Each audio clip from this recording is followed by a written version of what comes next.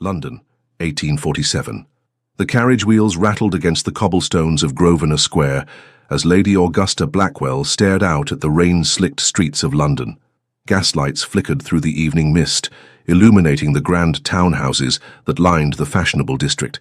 Augusta adjusted her black gloves, a gesture that had become habitual in the 2 years since her husband's passing. At 23, she was far too young to have resigned herself to perpetual mourning, yet the thought of rejoining society filled her with unutterable dread. "We have arrived, Your Grace," announced Fletcher, her loyal coachman, as the carriage came to a halt before Pembroke House. "Perhaps we might circle the square once more," Augusta suggested, her voice barely audible over the sound of nearby musicians tuning their instruments. Fletcher's weathered face appeared at the carriage door. "With respect, Your Grace, Lady Catherine would be most disappointed if you failed to appear. She has gone to great lengths to secure your attendance." Augusta sighed. Her cousin Catherine had indeed been relentless in her campaign to draw Augusta back into society. Widowhood was no excuse for becoming a recluse, Catherine had insisted, particularly when one possessed youth, beauty, and a substantial fortune. "Very well," Augusta conceded, accepting Fletcher's hand as she descended from the carriage. Her emerald gown, the first coloured garment she had worn since donning widow's weeds, caught the lamplight as she moved toward the entrance. Though still subdued compared to the vibrant peacockery of the season, the deep green was a concession to Catherine's pleas that she begin her gradual return to society. The footman at the door bowed deeply. "Lady Augusta Blackwell, Duchess of Westmoreland," he announced as she crossed the threshold. Conversation faltered momentarily as heads turned to observe her entrance. Augusta felt her cheeks warm under the scrutiny of countless eyes, many of which she had not met in over 2 years. "Augusta, my dear." Catherine Pembroke, Countess of Hartfield, swept forward, resplendent in ivory, silk and pearls. "How wonderful to see you at last. I was beginning to fear you had turned into a spectre, haunting that dreary estate of yours in Hampshire." "Hadley Manor is hardly dreary," Augusta replied, accepting her cousin's embrace with a small smile. "It is peaceful." "Peace is for the elderly and the infirm," Catherine declared, linking her arm through Augusta's. "You, my dear, need life, and perhaps," she added with a meaningful glance around the glittering assembly, "someone to share it with." Augusta stiffened.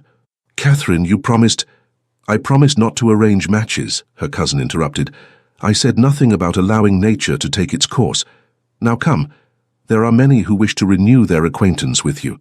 As Catherine led her through the throng, Augusta nodded politely to familiar faces, responding to condolences and pleasantries with practiced composure. The ballroom glowed with the light of 1,000 candles, reflecting off crystal chandeliers and the jewels adorning the necks of London's elite. "Lady Augusta, what a delight to see you again," remarked Lady Winthrop, an elderly dowager whose sharp eyes missed nothing. "We had begun to wonder if you would ever emerge from seclusion." "I have been occupied with estate matters," Augusta replied evenly. "Yes, I imagine managing Westmoreland's properties must be quite the challenge for a young woman," Lady Winthrop observed, her tone suggesting she found the notion questionable. "Though I understand your late husband's solicitors handle most affairs." Before Augusta could respond, a sudden hush fell over the assembly. The music, which had been building toward the opening dance, faltered momentarily. "Well," Lady Winthrop breathed, her rheumy eyes widening. "It seems the evening has become decidedly more interesting." Augusta turned to follow the collective gaze of the room. A tall figure stood in the entrance, his severe black evening attire emphasizing rather than diminishing his commanding presence. Even from a distance she could discern the hard line of his jaw, the uncompromising set of his shoulders. "The Duke of Shadowmere," Catherine whispered, her fingers tightening on Augusta's arm. "Alexander Cavendish. I did not expect him to attend." Augusta had heard the name, of course. Even in her seclusion, rumors of the feared Duke had reached her ears. His first wife's mysterious death, his ruthless business acumen, his icy demeanor that kept even the most determined social climbers at bay. "They say he has not attended a ball since his wife's passing 3 years ago," Lady Winthrop murmured, clearly relishing the drama of the moment. "One wonders what has drawn him here tonight." As if sensing her scrutiny, the Duke's gaze swept the room, eventually settling on Augusta. For a moment that seemed to stretch into eternity, their eyes locked across the crowded ballroom. Something in his expression, a flicker of recognition perhaps, or mere curiosity, caused Augusta's heart to quicken inexplicably. Then the Duke was moving, cutting through the crowd with purposeful strides. People parted before him like water before the prow of a ship, conversations dying as he passed. "Goodness," Catherine whispered. "He appears to be coming this way." Augusta felt rooted to the spot, unable to move as the imposing figure approached. He stopped before her, and Augusta was struck by the intensity of his eyes, grey as a winter storm, and just as forbidding. "Lady Augusta Blackwell," he said, his voice deep and smooth as aged brandy. It was not a question. Augusta curtsied slightly. "Your Grace, I believe the first waltz is about to begin," he stated, extending his hand. "Would you do me the honor?" A collective gasp rippled through their immediate vicinity. The Duke of Shadowmere rarely danced, and never with young widows of no particular social standing beyond their inherited titles. Catherine's fingers dug into Augusta's arm in warning, but something in the Duke's unwavering gaze compelled her forward. "I would be delighted, Your Grace," Augusta heard herself say, placing her gloved hand in his. As he led her to the center of the ballroom, Augusta felt dozens of eyes following their progress, could almost hear the furious whispers behind fans and gloved hands. The orchestra struck up the opening notes of the waltz, and the Duke's hand settled at her waist, firm yet respectful. "You are trembling," he observed quietly, as they began to move in perfect time to the music. "Forgive me," Augusta replied, striving for composure. "It has been some time since I danced." "2 years, I believe," he said, guiding her through a turn with effortless grace. "Since before your husband's passing." Augusta looked up in surprise. "You are well informed, Your Grace." A ghost of a smile touched his lips. "I make it my business to be well informed, Lady Augusta, particularly about matters and people that interest me." The implication sent a flutter of alarm through her chest. "And do I interest you, sir? I cannot imagine why. We have never been introduced." "Until now," he corrected. As for why, his gaze seemed to penetrate beyond her carefully constructed facade. "Perhaps I recognize a kindred spirit." "In what way?" "Someone who wears their solitude like armor," he replied, his voice low enough that only she could hear. "Who finds safety in isolation?" Augusta missed a step, momentarily thrown by his perception. The Duke adjusted seamlessly, his hand tightening slightly at her waist to steady her. "Careful," he murmured. "We are being watched." Indeed, as they circled the floor, Augusta became acutely aware of the attention they had attracted. Even other dancers seemed to give them a wide berth, as though the Duke carried some contagion they feared to catch. "You must know your reputation precedes you," Augusta said, finding her courage. "People speak of you in whispers." "And what do they whisper, Lady Augusta?" There was something dangerous in his tone now, a challenge. "That you are to be feared," she answered honestly. "That misfortune befalls those who cross you." His expression remained impassive, but something flickered in the depths of his eyes. "And does that frighten you?" Augusta considered her answer carefully. "I have faced my share of misfortune already, Your Grace. I find I have little left to fear." For the first time, genuine surprise registered on his face, quickly replaced by what might have been respect. "Then we are indeed kindred spirits," he said as the music drew to a close. They stood motionless for a moment as the last notes faded. Then, with perfect correctness, the Duke bowed over her hand. "Thank you for the dance, Lady Augusta." "The pleasure was mine, Your Grace," she replied automatically. He studied her face for a moment longer. "I wonder," he said quietly, "if you would consider calling on my sister, Lady Eleanor, tomorrow afternoon. She hosts a small gathering for tea at Shadowmere House. She has few female acquaintances, and would welcome your company, I believe." The invitation was so unexpected that Augusta found herself nodding before she had fully considered the implications. Yes, I would be pleased to make her acquaintance." "Excellent, until tomorrow then." With a final bow, he released her hand and walked away, leaving Augusta standing alone in the center of the ballroom, acutely aware of the curious and, in some cases, hostile gazes fixed upon her. Catherine was at her side in an instant. "Augusta, what were you thinking?" she hissed. "Do you have any idea what you've done?"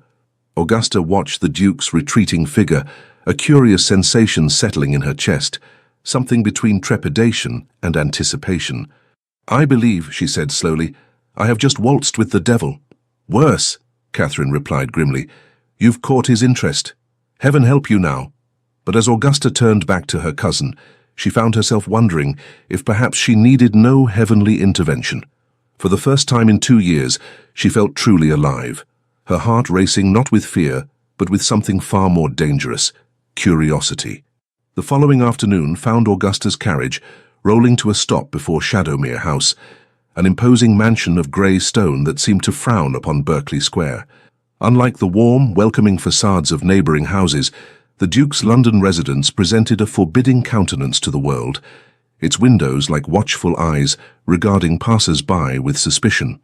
"I shall return in 2 hours, Your Grace," Fletcher said, as he helped Augusta descend from the carriage. His weathered face betrayed concern. "Unless you wish me to wait," Augusta squared her shoulders, adjusting her dove-grey visiting dress. "That won't be necessary, Fletcher. Lady Eleanor is expecting me." The door swung open before she could knock, revealing a silver-haired butler whose dignity seemed etched into the very lines of his face. "Lady Augusta Blackwell," she announced herself. The butler bowed. "We have been expecting you, Your Grace. I am Harrington. Please follow me." The interior of Shadowmere House was surprisingly light, with high ceilings and large windows that admitted the afternoon sun. The decor, while undeniably masculine, possessed an elegance that spoke of refined taste rather than ostentation. Harrington led her through a grand entrance hall and down a corridor lined with portraits, stern-faced men and women who bore the unmistakable Cavendish features, strong jaw, high cheekbones, and those penetrating grey eyes. They arrived at a set of double doors, which Harrington opened with a flourish. "Lady Augusta Blackwell, Your Ladyship," he announced. The drawing-room beyond was a revelation. Unlike the restrained elegance of the rest of the house, this chamber was a sanctuary of femininity. Delicate furniture upholstered in soft blues and creams, vases brimming with fresh flowers, and shelves lined with books and curios created an atmosphere of gentle refinement. A young woman rose from a chaise longue by the window, her face lighting with a smile of genuine pleasure. Lady Eleanor Cavendish bore a striking resemblance to her brother, sharing his dark hair and fine bone structure, but where his features were hardened by experience, hers remained soft, almost ethereal. "Lady Augusta," she said, coming forward with outstretched hands, "how delightful that you accepted our invitation. I have heard so much about you." Augusta took the offered hands, immediately warming to Eleanor's unaffected manner. "I confess I was surprised to receive it. Your brother and I are barely acquainted." A knowing smile touched Eleanor's lips. "Alexander rarely does anything without purpose, Lady Augusta. Please sit with me. Harrington, the tea, if you would." As they settled onto the chaise, Augusta studied the younger woman. Lady Eleanor appeared to be in her early 20s, perhaps a year or two younger than Augusta herself. There was a delicacy about her that suggested ill health, reinforced by the slight pallor of her complexion. "You must forgive my brother's abruptness," Eleanor said as Harrington returned with a tea tray. "Social graces have never been his forte, I'm afraid. Yet he dances beautifully," Augusta observed. Eleanor laughed, a bright musical sound. "Her skill hard-won through strict instruction and rigorous practice. Our father insisted upon it." Her expression sobered slightly. "Alexander was not always as you see him now. Circumstances have hardened him." "You refer to the death of his wife?" Augusta asked, then immediately regretted her boldness. "Forgive me, that was unconscionably direct." "Not at all," Eleanor replied, pouring tea with a steady hand. "It is refreshing to converse with someone who speaks plainly. Yes, Caroline's death changed him profoundly, but it was not only that." She paused, seeming to weigh her words. "My brother has shouldered many burdens alone." Augusta accepted the offered cup. "Including your care." Eleanor's gaze sharpened with interest. "You are perceptive, Lady Augusta. Yes, I have been in poor health since childhood. Alexander has been both brother and guardian to me since our parents' passing 10 years ago." "That must have been difficult for you both," Augusta said softly. "I lost my parents young as well." "Yes, I know." At Augusta's questioning look, Eleanor colored slightly. "Alexander mentioned it. He researches those who catch his attention." Before Augusta could respond to this revelation, the drawing-room door opened once more. Alexander Cavendish stood on the threshold, his tall figure silhouetted against the light from the hallway. "Lady Augusta," he said with a slight bow, "I trust my sister has been entertaining you adequately." "Your sister is a delight, Your Grace," Augusta replied, rising to curtsy. "I am grateful for her invitation." "It was your invitation, as I recall," he corrected, moving into the room with that same predatory grace she had observed the previous evening. "Alexander, must you be so literal?" Eleanor chided gently. "You'll frighten Lady Augusta away before we have become properly acquainted." "I doubt Lady Augusta frightens easily," he replied, his gaze never leaving Augusta's face. "Do you, Your Grace?" The challenge in his tone was unmistakable. "I believe I mentioned last night that I have little left to fear, Your Grace," Augusta responded evenly, "though I confess your reputation does give one pause." Something like amusement flickered across his stern features. "Reputations are often exaggerated, and sometimes well-earned," she countered. As they concluded their tea, Augusta found herself increasingly intrigued by this complex man and his gentle sister. When Alexander unexpectedly invited her to a small dinner party the following evening, she accepted, partly out of genuine interest in Eleanor, but also because of the enigma that was the Duke of Shadowmere. As her carriage departed Shadowmere House, Augusta discovered a small envelope on the seat beside her that had not been there when she arrived. Inside was a single sheet of heavy cream paper, bearing a message in bold masculine handwriting. "Lady Augusta, beware of forming attachments too quickly in London. Not all are what they seem, and some may seek to use your connection to me for their own purposes. Trust few. Question everything." Until tomorrow, AC Augusta stared at the cryptic warning, a chill settling over her despite the warmth of the afternoon. What could it mean? Was it a warning against others or against the Duke himself? One thing was becoming increasingly clear. In accepting Alexander Cavendish's invitation to Waltz, she had set in motion events beyond her control. The question now was whether she had the courage to see where they might lead. The cryptic note from Alexander Cavendish haunted Augusta's thoughts as she prepared for the dinner party at Shadowmere House. Standing before her mirror, she studied her reflection in the midnight blue gown Catherine had insisted she wear. Too somber for a widow emerging from mourning, her cousin had declared, but perfect for intriguing a certain duke. Augusta had protested such calculation, yet couldn't deny the flutter of anticipation she felt at the prospect of seeing Alexander again. His warning echoed in her mind. Trust few, question everything. What dangers lurked beneath the polished surface of London society? And why had he singled her out for both attention and caution? The dinner party at Shadowmere House proved to be an intimate affair, with only 8 guests gathered in the elegant dining room. Augusta, seated to the Duke's right as the guest of honor, found herself the object of intense scrutiny from the other attendees. Lord James Harrington, a distinguished gentleman in his 50s with kind eyes and a ready smile, had been introduced as the Duke's closest friend and advisor. His wife, Lady Sophia, a graceful woman with auburn hair threaded with silver, had immediately taken Augusta under her wing, her gentle manner providing a welcome buffer against the more probing attention of the other guests. Across the table sat Sir William Preston, a banker whose sharp gaze seemed to calculate the worth of everything and everyone in his path. Beside him his wife Henrietta, a woman of remarkable beauty and equally remarkable coldness, had barely acknowledged Augusta's presence beyond a perfunctory nod. Catherine had been placed beside Lord Richard Blackwood, a young viscount whose charm and good looks had earned him a reputation as one of London's most eligible bachelors. The final guest, Dr. Edward Bennet, a serious man with intelligent eyes behind wire-rimmed spectacles, was seated at Eleanor's right hand and appeared to divide his attention between his hostess and professional observations of the company at large. "Lady Augusta," Sir William addressed her as servants cleared the soup course, "I understand you manage your late husband's estate yourself. Most unusual for a woman of your age and station." Augusta felt Alexander stiffen beside her. "I have excellent stewards, Sir William, but yes, I take an active interest in Hadley's operations." "How progressive," Lady Preston remarked, her tone suggesting it was anything but admirable. "I believe competence knows no gender," Lord Harrington interjected smoothly. "And from what I've heard, Hadley Manor prospers under Lady Augusta's guidance." "Indeed," the Duke confirmed, his deep voice commanding immediate attention. "The estate's yield has increased by 15% since she assumed control, a remarkable achievement in these economic times." Augusta turned to him in surprise. "You seem remarkably well informed about my affairs, Your Grace. As I mentioned yesterday, neighboring properties are of particular interest to me," he replied, his expression unreadable.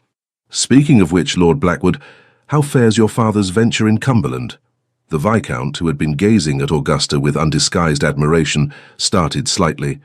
Ah, progressing well, I believe. Father seldom shares the details with me, I'm afraid. A pity, the Duke remarked. One would think the heir to such extensive holdings would take a keener interest in their management. Lord Blackwood flushed, and Augusta felt a twinge of sympathy for the young man. Perhaps Lord Blackwood has other interests that command his attention, she suggested. Indeed I do, Lady Augusta, he replied gratefully. I am something of an amateur botanist. I've been cataloguing native orchid species in Derbyshire. How fascinating, Eleanor exclaimed. You must see our conservatory after dinner. Alexander has imported several rare species from the continent. I should like that very much, Lord Blackwood replied, his gaze lingering on Augusta rather than Eleanor. Augusta felt the Duke's eyes upon her, assessing her reaction to the Viscount's obvious interest. She kept her expression neutral, though inwardly she was puzzled by the strange tension she sensed between the two men. The meal progressed through several more courses, the conversation flowing easily under Lord Harrington's skilled guidance. Augusta found herself drawn into discussions of literature, music, and even politics, subjects she had missed during her self-imposed isolation in Hampshire. You are remarkably well read for a young woman, Dr. Bennet observed, after she had contributed to a debate on Wordsworth's later works. My father believed in educating daughters as well as sons, Augusta replied, and widowhood provides ample time for reading. A waste, Lady Preston murmured just loudly enough to be heard. A beautiful young woman like yourself, buried in books and ledgers. I consider it neither waste nor burial, Augusta countered politely. Merely a different application of one's faculties than society typically expects of women. Well said, the Duke commented, and Augusta detected a note of approval in his voice that sent an unexpected thrill through her. As the final course was served, Eleanor turned the conversation to the upcoming charity ball for the Children's Hospital, an event she was apparently helping to organize despite her frail health. We had hoped to secure the assembly rooms, she explained, but they were booked for a private function. We're still searching for a suitable venue. What about the Pembroke Ballroom? Catherine suggested. I'm sure my husband would be amenable. That's very kind, Eleanor replied, but we anticipate over 300 guests. I fear even your generous ballroom would be somewhat cramped. Perhaps Shadowmere House could host, Augusta suggested impulsively. Your ballroom seems more than adequate. A hush fell over the table. The Duke rarely opened his home to large gatherings, a fact Augusta realized belatedly as she noted the surprised expressions around her. An excellent suggestion, Alexander said after a moment's consideration. Eleanor, make the necessary arrangements. Eleanor's face lit with delight. Are you certain, Alexander? It would mean opening much of the house to the public. For a worthy cause, he replied, his eyes meeting Augusta's. I find I'm willing to make exceptions to my usual privacy. The significance of this concession was not lost on the other guests.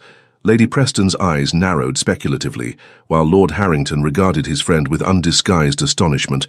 How generous, Lady Preston said silkily. One wonders what has prompted this sudden philanthropy. Perhaps, the Duke replied, his gaze still fixed on Augusta. I am simply following Lady Augusta's admirable example of emerging from seclusion. After dinner, the gentlemen declined to separate for port, instead joining the ladies in the music room where Eleanor was persuaded to play the pianoforte. Her skill was considerable, the music filling the elegant chamber with haunting melodies that seemed to reflect her gentle yet melancholy spirit. Augusta found herself standing near a set of French doors that opened onto a small balcony. Seeking a moment's respite from the intensity of the evening, she slipped outside into the cool night air. The balcony overlooked a walled garden, silvered by moonlight and fragrant with early roses. Augusta drew a deep breath, steadying herself against the stone balustrade. Seeking escape so soon? The Duke's voice behind her caused her to start. Merely some fresh air, she replied, turning to face him. In the moonlight his features appeared less severe, the hard lines of his face softened by shadow. My guests can be somewhat overwhelming, he acknowledged, moving to stand beside her. Particularly the Prestons. Sir William seems rather calculating. An apt description, the Duke said with a dry smile. He is a man who sees relationships purely in terms of advantage. And Lady Preston? Henrietta? Something darkened in his expression. She is a woman accustomed to getting what she wants by whatever means necessary. There was a history there, Augusta sensed, though whether romantic or otherwise she could not determine. They seem unusual choices for an intimate dinner. One keeps potential allies close, he replied, and potential adversaries closer still. And which am I? Augusta asked boldly. The Duke studied her for a long moment, his grey eyes reflecting the moonlight. Neither, I think, at least not yet.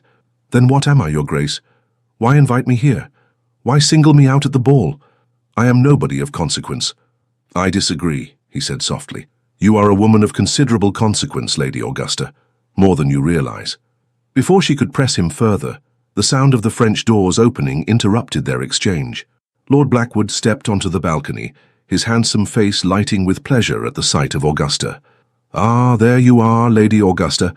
I had hoped you might honor us with a song. Lady Eleanor assures me you have a lovely voice. Augusta glanced at the Duke, whose expression had reverted to its customary impassivity. Perhaps another time, Lord Blackwood. I fear I'm somewhat out of practice. Then perhaps you might allow me to escort you through the conservatory. The Viscount persisted. The moonlight makes it quite magical, I'm told. Again Augusta looked to the Duke, uncertain why she felt the need for his approval. He gave an almost imperceptible nod. I would be delighted, she said, accepting Lord Blackwood's offered arm. As they turned to leave, the Duke spoke once more. Lord Blackwood. The younger man paused. Yes, Your Grace? Take care with my orchids, Alexander said, his voice deceptively mild. Some varieties can be quite toxic if handled improperly. The warning was clear, though its precise meaning remained ambiguous. Lord Blackwood's arm tensed beneath Augusta's hand. I shall be the soul of caution, Your Grace, he replied with forced lightness. As they made their way toward the conservatory, Augusta found herself glancing back at the solitary figure on the balcony. The Duke stood motionless, his face in shadow, watching their departure with an intensity that sent a shiver down her spine, not entirely of fear. The conservatory was indeed magical in the moonlight, its glass walls and ceiling creating a cathedral of silver and shadow. Exotic plants created mysterious silhouettes, and the air was heavy with the scent of night-blooming flowers. Lady Augusta, Lord Blackwood began as they strolled between rows of rare specimens, I hope you will permit me to call upon you during your stay in London. That is very kind, my lord, but I'm not certain— Please, he interrupted, stopping to face her. I have admired you from afar for some time. Even before your husband's passing, your grace and intelligence were spoken of with great respect. Augusta was surprised by his earnestness. You flatter me, sir. Not at all, he insisted. And now, seeing you here, I find myself even more captivated. May I hope that you might consider me as a friend, at least? There was something almost desperate in his manner that puzzled her. Lord Blackwood, we are barely acquainted. Richard, please, he said, taking her hand. And acquaintances must begin somewhere, must they not? Before Augusta could respond, a quiet voice spoke from the shadows. Lord Blackwood, I believe Lady Eleanor is asking for you. Dr. Bennet emerged from behind a large palm, his expression carefully neutral. Lord Blackwood released Augusta's hand reluctantly. Of course, he said. Lady Augusta, will you accompany me back? In a moment, she replied. I should like to admire the orchids a while longer. With obvious reluctance, Lord Blackwood departed, leaving Augusta alone with the doctor. You should be cautious, Lady Augusta, Dr. Bennet said, once the Viscount was out of earshot. Regarding Lord Blackwood? She asked. Regarding everyone in this house, he replied, his voice low, including, perhaps especially, our host. Augusta studied the serious-faced physician. You are the Duke's doctor, are you not? And his friend, I hope, Bennet confirmed, which is why I feel compelled to warn you.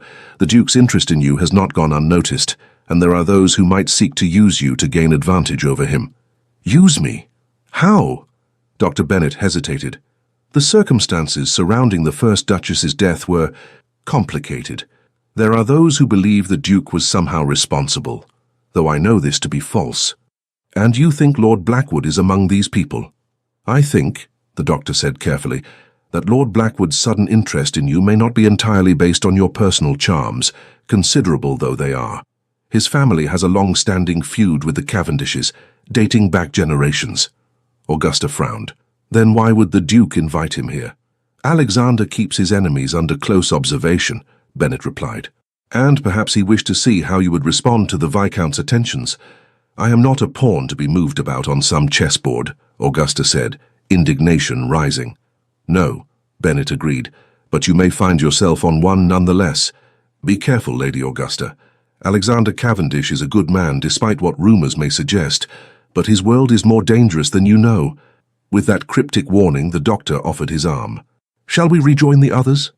As they walked back toward the music room, Augusta's mind whirled with questions. What game was being played here? And why did she seem to be at its center? The remainder of the evening passed without incident, though Augusta was acutely aware of the undercurrents flowing beneath the polite conversation. Lord Blackwood continued his attentions, though somewhat subdued after Dr. Bennet's intervention. Lady Preston watched her with calculating eyes, while Sir William engaged the Duke in what appeared to be a heated discussion of business matters in a corner of the room. As the evening drew to a close, Augusta found herself once more in the Duke's company as he escorted her and Catherine to their waiting carriage. "I trust you found the evening tolerable," he said, his voice low enough that only she could hear. "More than tolerable," Augusta replied honestly, though somewhat perplexing. A ghost of a smile touched his lips. "Life is seldom straightforward, Lady Augusta." "So it seems," she agreed, "particularly in your orbit, Your Grace." He assisted her into the carriage with careful hands. "Until the charity ball, then. I shall call upon you tomorrow to discuss the arrangements." "Tomorrow?" Augusta echoed, surprised. "Unless that would be inconvenient?" "Not at all," she replied, aware of Catherine's curious gaze. "We shall expect you." As the carriage pulled away, Catherine leaned forward eagerly. "Augusta, you dark horse, what have you done to captivate the fearsome Duke of Shadowmere? He scarcely took his eyes from you all evening." Augusta shook her head, genuinely bewildered. "I haven't the faintest idea, Catherine. We've barely exchanged more than pleasantries." "Nonsense! Something has clearly caught his interest." Catherine's eyes gleamed with excitement. "How extraordinary! The most elusive bachelor in England pursuing my widowed cousin." "He is hardly pursuing me," Augusta protested, "and I am not seeking his attention." Catherine's expression grew serious. "Be careful, Augusta. The Duke's reputation is complicated. There are rumors about his first wife's death that were never satisfactorily explained." "So Dr. Bennet implied," Augusta murmured. "You discussed this with Bennet?" Catherine looked shocked. "What did he say?" Augusta hesitated, uncertain how much to reveal. Only that the circumstances were complicated, but that he believed the Duke innocent of any wrongdoing. "Well, he would say that, wouldn't he? Bennet has been the Duke's physician for years." Catherine sighed. "I'm not saying you should avoid Alexander Cavendish. Heaven knows you deserve some excitement after 2 years of mourning. Just proceed with caution." "I assure you, caution is uppermost in my mind," Augusta replied, though even as she spoke she wondered if it was entirely true. There was something about the Duke that called to her, a recognition of kindred pain, perhaps, or simply the magnetic pull of a man whose every word and gesture hinted at hidden depths. Later that night, as Augusta prepared for bed in the guest chamber of Catherine's townhouse, her lady's maid, Wilson, handed her a small package. "This arrived by messenger just after we returned, Your Grace," Wilson explained. "The footman said it was most urgent." The package, wrapped in plain brown paper and sealed with unmarked wax, contained a folded letter and a small brass key. Augusta opened the letter with trembling fingers. "Lady Augusta, forgive the late hour of this communication. Matters have arisen that require immediate attention. The enclosed key opens the garden gate at the rear of Shadowmere House. Come at your earliest convenience tomorrow morning. Enter through the garden and proceed to the conservatory. Tell no one of this message, not even your cousin. Trust no one until we have spoken. A.C." Augusta stared at the cryptic note, her heart racing. What could possibly be so urgent as to require such secrecy? And why did the Duke trust her, a virtual stranger with whatever mysterious situation had arisen? "Is everything well, Your Grace?" Wilson inquired, noting her mistress's troubled expression. "Yes," Augusta replied, quickly folding the letter. "Merely a social matter. That will be all for tonight, Wilson." After her maid had departed, Augusta paced the bedroom, the brass key clutched in her palm. Every instinct for self-preservation urged her to ignore the summons, to return the key unused. Yet something stronger, curiosity perhaps, or a deeper recognition that whatever path her life was to take now depended on her response to this moment, compelled her to set the key on her nightstand and blow out the candle. Tomorrow she would answer the Duke's call. For better or worse, she would step fully into the shadow world of Alexander Cavendish and discover what fate awaited her there. The brass key felt impossibly heavy in Augusta's pocket as she made her way through the misty London morning.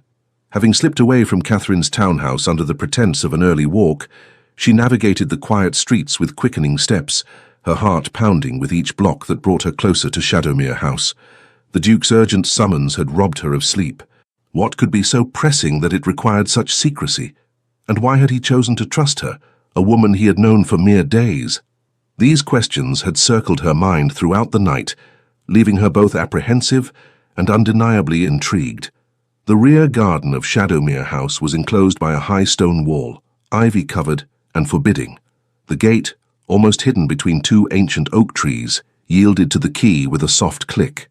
Beyond lay a formal garden, its paths and hedges rendered ethereal by the morning mist. Augusta followed a gravel path toward the house, her footsteps muffled by the damp air.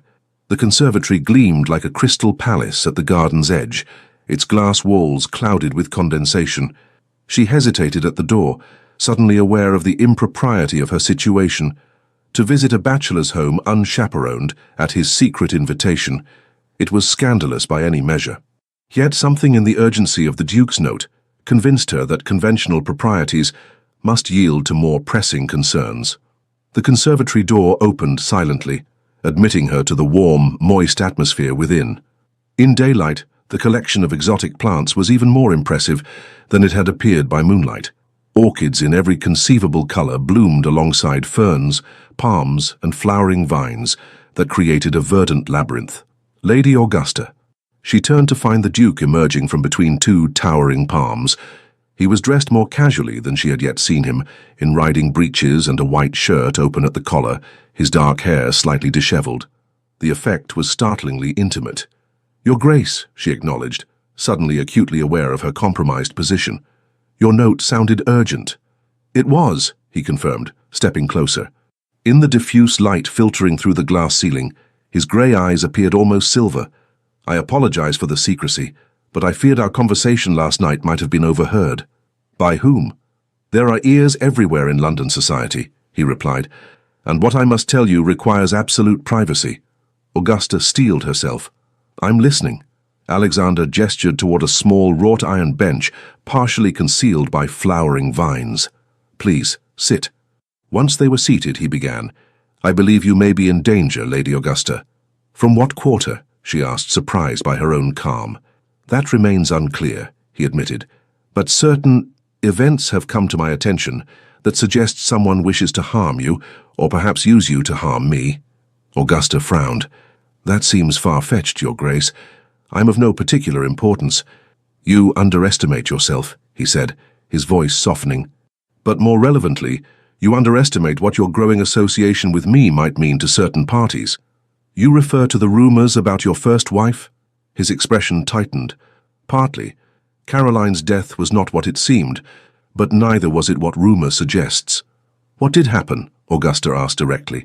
Alexander was silent for a long moment, his gaze fixed on some distant point. "Caroline suffered from melancholia," he finally said. "Severe, debilitating melancholia that worsened after our marriage. I sought every treatment, consulted every specialist. Nothing helped." Augusta's heart constricted at the pain evident in his voice. "I'm sorry. The night she died," he continued, "I was away on business. She took an overdose of laudanum. The official finding was accidental death, but there were those who suspected otherwise." "That you were somehow responsible," Augusta surmised. "Yes. There were letters, you see. Desperate, confused letters Caroline had written expressing fear of me. Letters she wrote during the depths of her illness, when she sometimes believed I meant her harm. And these letters became public. Not public, no, but they fell into the hands of certain individuals who have used them to influence me over the years." "Blackmail," Augusta breathed. A crude term, but accurate. His eyes met hers directly. "I tell you this, Lady Augusta, not to gain your sympathy, but so you understand the nature of the world you have entered by associating with me. And you believe someone might use me to further pressure you? Or worse," he said grimly. "Last night, after our guests departed, I received this." He withdrew a folded paper from his pocket and handed it to her.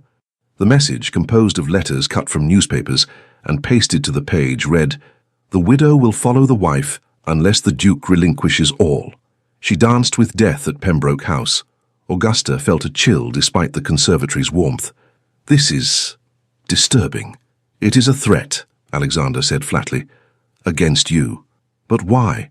What could anyone hope to gain by harming me? Several possibilities present themselves, he replied. The most obvious being to pressure me into selling certain properties or business interests I have acquired in recent years, properties that some believe were obtained through questionable means.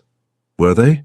I have never broken the law, Lady Augusta, he said carefully, but I have perhaps bent it on occasion, particularly when dealing with those who deserved no better. Augusta studied his face, seeking evidence of deception, but finding only grim determination. Why tell me this? Why not simply distance yourself from me, remove me as a target? Would that be your preference? He asked, his expression unreadable. I did not say that, she replied. I merely question your strategy. For the first time that morning, a ghost of a smile touched his lips. Strategy, Lady Augusta. You speak as though we are engaged in warfare. Are we not? She countered. It seems I have inadvertently stumbled onto a battlefield of your making. Not entirely of my making, he corrected. But yes, you have become involved in a conflict that predates our acquaintance. For that, I apologize. You still haven't answered my question, Augusta persisted. Why not simply avoid me? Surely that would be the simplest solution. Alexander rose abruptly, pacing the narrow path between exotic plants. The simplest, yes, but perhaps not the most satisfactory. Meaning? He turned to face her, his expression unexpectedly vulnerable. Meaning, Lady Augusta, that I find I am unwilling to relinquish your acquaintance even to ensure your safety. Selfish, perhaps, but true.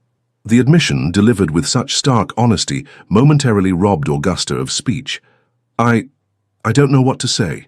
Say you will allow me to protect you, he replied, returning to sit beside her. Say you will trust me, despite the rumors, despite the danger. Augusta took a deep breath. How do you propose to protect me? First, by keeping you close, he said. The charity ball provides an excellent opportunity. As co-hosts, we will have legitimate reason for frequent communication. And second? By discovering who sent this threat, he replied grimly. I have suspicions, but no proof as yet. Until I do, you must be vigilant. Accept no invitations without consulting me first. Drink nothing at social gatherings that you have not seen poured. And trust no one completely, not even those who seem most benevolent. Not even you? Augusta asked, only half in jest. His grey eyes met hers with unexpected warmth. Especially not me, perhaps. I am, after all, the source of your danger. Yet here I sit, she observed, conspiring with you nonetheless. Does that make you reckless, Lady Augusta, or merely curious? Perhaps both, she admitted, though I prefer to think of it as discerning. I judge people by their actions, not rumors. And what have my actions told you thus far? Augusta considered the question carefully. That you are protective of those you care for, that you value intelligence and directness, that you harbor secrets, yes, but not necessarily sinister ones. A generous assessment, he murmured. Time will tell if it is an accurate one, she replied. Their eyes held for a long moment, and Augusta became acutely aware of their isolation, of the impropriety of their meeting. Yet she felt no fear, only a curious sense of standing at a crossroads, her future hanging in the balance of this moment. The spell was broken by the distant sound of the garden gate opening. Alexander rose swiftly, moving to the conservatory door to peer out into the mist. Harrington, he said, tension leaving his shoulders. My steward. I must have lost track of time. We have estate business to discuss. I should go, Augusta said, rising. Wait. He caught her hand, his touch sending a jolt of awareness through her. Meet me tomorrow at the Lending Library on Bond Street, 3 o'clock. We must discuss the charity ball arrangements, and I shall have more information by then. Augusta nodded. Until tomorrow, then. He released her hand reluctantly. Take care, Lady Augusta. Remember what I said. Trust no one completely. Not even myself, she asked, attempting to lighten the moment. His expression remained grave. Especially not yourself, if your instincts tell you to trust me too readily. I am not perhaps as good a man as you believe. With those unsettling words lingering in the air between them, Augusta slipped out through a side door of the conservatory, making her way back through the misty garden, and out the gate through which she had entered less than an hour before. The days that followed passed in a whirlwind of activity as Augusta found herself drawn deeper into the Duke's world. The charity ball provided legitimate reason for frequent meetings, often in the company of Eleanor, whose genuine warmth and affection had quickly endeared her to Augusta. Together, they planned every detail of the event, from the floral arrangements to the supper menu, while Alexander attended to security matters with unnerving thoroughness. "You truly believe someone might attempt something at the ball itself?" Augusta asked during one such planning session in Shadowmere House's elegant library. "I believe in preparing for all possibilities," Alexander replied, not looking up from the guest list he was scrutinizing. "Preston has confirmed his attendance, though Henrietta claims a prior engagement. Do you still suspect Sir William of sending the threat?" "He remains the most likely candidate," Alexander confirmed. "His bank holds significant loans against properties that border my eastern estates, properties I've recently expressed interest in acquiring. If he can force me to sell certain key holdings, the value of his collateral would increase substantially." "And Lady Preston?" Augusta inquired, recalling the calculating look in Henrietta's eyes whenever she glanced between Augusta and the Duke. Alexander's expression darkened. "Henrietta's grievances are more personal. She once harbored expectations I had no intention of fulfilling." "Before your marriage to Caroline?" "Yes," he said shortly, clearly unwilling to elaborate further. "In any case, with both Prestons present at the ball, along with Lord Blackwood and several other potential adversaries, vigilance will be essential." "You suspect Lord Blackwood as well?" Augusta asked, surprised. Despite the young Viscount's continued attempts to engage her interest during the past weeks, she had found him charming, if somewhat shallow, hardly the type to resort to anonymous threats. "I suspect everyone until proven trustworthy," Alexander replied, his gaze finally meeting hers. "A habit that has served me well over the years." "And yet you trust me," she observed. "A woman you've known less than a month." Something softened in his expression. "Trust is perhaps too absolute a term. Let us say I am inclined to believe in your integrity, an inclination that grows stronger with each passing day." The admission, delivered with such careful precision, nevertheless sent a flutter of warmth through Augusta's chest. Before she could respond, the library door opened to admit Eleanor, her pale face flushed with excitement. "The final RSVPs have arrived," she announced, waving a sheaf of cards. "Over 300 guests confirmed. Augusta, we've done it. This will be the most successful fundraiser in the hospital's history." As Eleanor reviewed the acceptances, Augusta found her attention drawn to Alexander. He had returned to his papers, but she felt his awareness of her like a physical touch. Something was shifting between them, something beyond the practical alliance formed in the face of unknown threats, something that frightened and exhilarated her in equal measure. The evening of the charity ball arrived, with a flurry of last-minute preparations. Augusta had spent the day at Shadowmere House, overseeing the final arrangements alongside Eleanor. Now, as she prepared to change for the evening, she found herself in the elegant guest chamber that had been set aside for her use, a courtesy that had raised Catherine's eyebrows, but which Eleanor had insisted upon as practical necessity. "You can hardly be expected to travel back and forth in your ball gown," Eleanor had declared. "Besides, Alexander says it's safer for you to remain here until the last guests have departed." The reminder of potential danger cast a momentary shadow over Augusta's anticipation. Despite Alexander's vigilance, no further threats had materialized, nor had he been able to prove Sir William's involvement in the original message. Yet Augusta could not shake the feeling of being watched whenever she ventured into society, a prickling awareness of hostile scrutiny from unknown quarters. A soft knock at the door interrupted her thoughts. Wilson, her lady's maid, entered with a large box. "This just arrived for you, Your Grace," Wilson said, placing the box on the bed. "From His Grace, the Duke." Augusta opened the package with curious fingers. Inside, nestled in tissue paper, lay a magnificent gown of silver silk embellished with delicate beadwork that caught the light like tiny stars. Beneath it was a smaller velvet box containing a pair of diamond earrings and a matching bracelet of breathtaking elegance. A folded note lay atop the jewelry.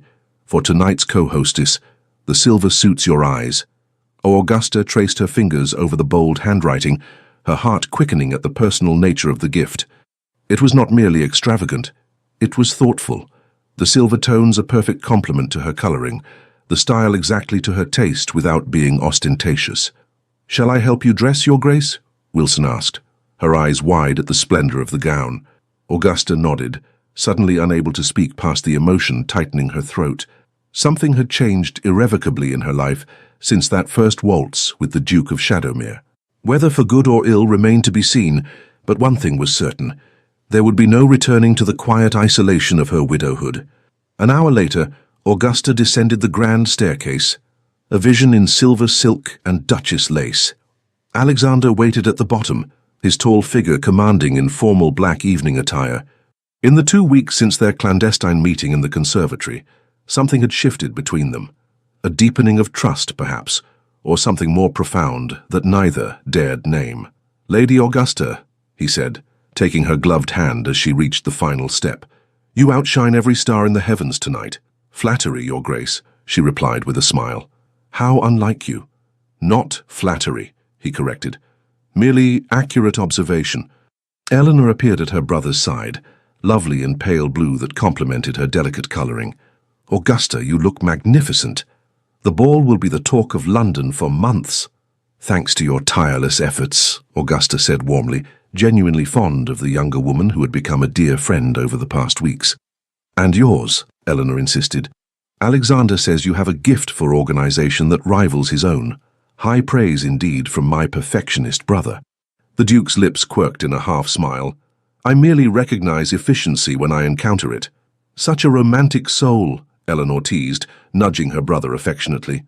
"Oh, Dr. Bennet has arrived. I must speak with him about the hospital committee meeting tomorrow." As Eleanor hurried off to greet the physician, Alexander offered Augusta his arm. "Shall we greet our guests? The first carriages are arriving." For the next hour, they stood together in the entrance hall, welcoming London's elite to Shadowmere House. Augusta noted with interest the varying reactions to their joint hosting duties, surprise from most, speculation from some, and poorly concealed disapproval from a select few, notably Lady Preston, who arrived on the arm of a distinguished gentleman who was not her husband. "Sir William sends his regrets," Henrietta explained, her smile not reaching her eyes. "Urgent business in Manchester. Lord Everley was kind enough to escort me in his absence." "How fortunate," Alexander remarked, his tone neutral, though Augusta sensed his tension. "Lord Everley, I believe you know Lady Augusta Blackwell?" The silver-haired Earl bowed over Augusta's hand. "Only by reputation, I'm afraid. A pleasure to make your acquaintance at last, Lady Augusta." "The pleasure is mine, my lord," Augusta replied automatically, though something in the Earl's appraising gaze made her uneasy. As the couple moved on, Alexander leaned close to murmur in her ear, "Keep your distance from Everley. He and Preston are close associates, and his presence here is no coincidence." The warning sent a shiver down Augusta's spine, a reminder that beneath the glittering surface of the evening lay darker currents. Lord Blackwood arrived shortly thereafter, his handsome face lighting at the sight of Augusta.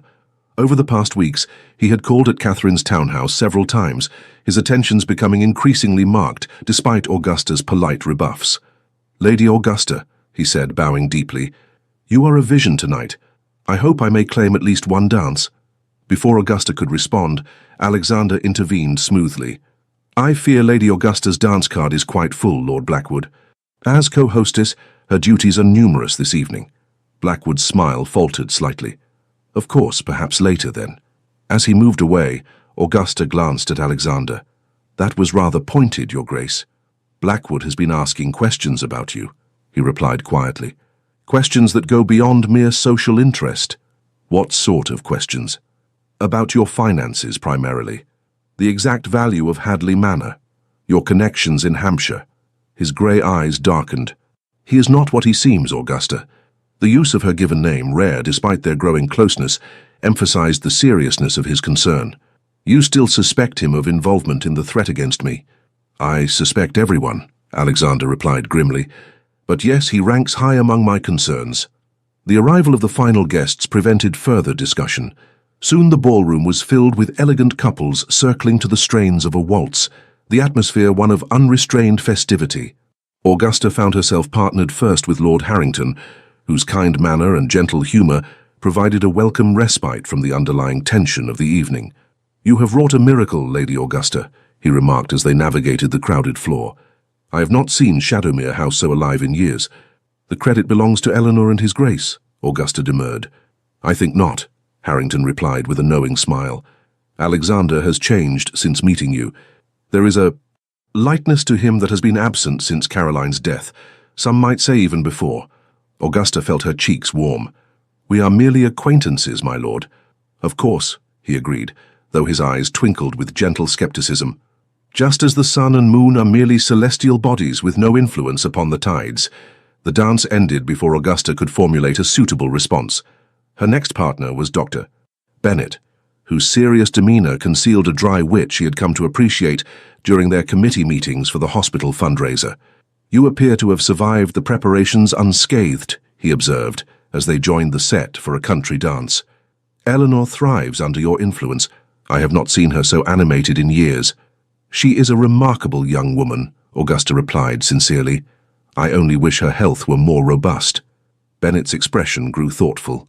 Indeed, though I believe her condition improves with positive stimulation, your friendship has been a tonic, more effective than any medicine I could prescribe. As has the Duke's increased attentiveness, Augusta noted. He dotes on her, though he tries to disguise it beneath that stern exterior. Alexander Cavendish is a man of deep feelings carefully controlled, Bennet said. Those who earn his regard are fortunate indeed. And those who earn his enmity? Augusta asked, thinking of the mysterious threat. Bennet's eyes met hers soberly. Would be wise to proceed with caution. The Duke does not forgive easily, nor forget at all. Augusta had just accepted a glass of champagne from a footman when Lady Preston appeared at her elbow. Lady Augusta, Henrietta purred, her crimson gown a striking contrast to Augusta's silver. How cleverly you have managed everything. One would almost believe you were born to Shadowmere House rather than a recent acquisition. Augusta maintained her composure despite the insult. The Duke and Lady Eleanor have been most welcoming. The success of tonight belongs to them. How modest, Lady Preston remarked, sipping her champagne, though I wonder if you fully appreciate the position in which you find yourself. I'm afraid I don't take your meaning. Henrietta's perfect lips curved in a smile that didn't reach her eyes. No, let me be plain then. Alexander Cavendish is not a man who forms attachments lightly. That he has singled you out is noteworthy. We share an interest in the Children's Hospital, Augusta replied carefully. Nothing more. Lady Preston laughed, a tinkling sound devoid of warmth. My dear, we are both women of the world. The Duke's interest extends far beyond charity work, as all of London can see. I merely wonder if you understand what accepting such interest might entail. Again, I must profess confusion, Lady Preston. Henrietta leaned closer, her voice dropping to a confidential murmur. There are aspects of Alexander's character unknown to you, darker aspects that led to his first wife's unfortunate end. Augusta felt a chill despite the warmth of the crowded room. I believe such rumors are greatly exaggerated. Are they? Lady Preston arched a perfect eyebrow. Perhaps you should ask why Caroline was so afraid in those final months. Why she wrote those desperate letters begging for help. Why no one dared to intervene until it was too late. Before Augusta could respond, Alexander appeared at her side, his expression cold as he regarded Lady Preston. Henrietta, I trust you are enjoying the evening. Immensely, she replied, unperturbed by his frosty tone. Lady Augusta and I were just becoming better acquainted. How fortunate for her, he said, with cutting precision. Augusta, Eleanor requests your presence in the small drawing room. Something regarding the charity auction. Grateful for the interruption, Augusta excused herself, though Lady Preston's parting smile lingered unpleasantly in her mind as Alexander guided her through the crowd. What did Henrietta say to you? He asked once they were relatively private in a quiet alcove. Nothing of consequence, Augusta replied, reluctant to repeat the insinuations. Alexander's jaw tightened. She mentioned Caroline. It wasn't a question. Yes, Augusta admitted. She suggested there was more to your wife's death than is commonly known. And do you believe her? His voice was carefully neutral, but Augusta sensed the importance of her answer. I believe, she said slowly, that people rarely act without motive. Lady Preston clearly bears you ill will. The question is why. Something like relief flickered in his eyes. A perceptive observation. Henrietta once believed herself to be a suitable match for me. I disagreed. Before your marriage to Caroline? Yes. Henrietta married Preston a month after my engagement to Caroline was announced.